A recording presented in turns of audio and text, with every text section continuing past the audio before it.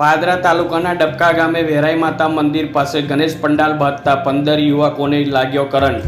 ઘટના સ્થળે એકનું મોત, અન્ય 14 યુવકોને અલગ અલગ જગ્યાએ ઈજાઓ થઈ. પ્રકાશ ડાયાભાઈ જાદવ ઉર્ફે સચિન આશાસ્પદ યુવાનનું ઘટના સ્થળે મોત. લોખંડની એંગલ પંડાલ પરથી પસાર થતા હાઈટેન્શન લાઇનને અડી જતા ઘટના બની. સમગ્ર ઘટનાને લઈને ગામમાં શોકનો માહોલ છવાયો. પ્રકાશ પટેલનો report, real power news, Padra.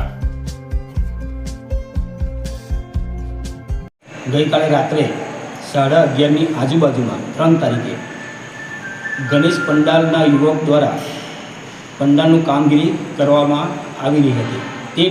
તે સમયે પંડાલના બીમ 11 kVના વાયર સાથે અટેચ થતાં 15થી વધુ યુવાનોને કરંટ લાગ્યો હતો, જેમાં એક યુવાન સચિન ઉર્ફે પકાભાઈનું ઘટના સ્થળે મૃત્યુ થયું હતું, જે ઘણું દુઃખદ ઘટના બની હતી ડબકા તાલુકો પાદરા.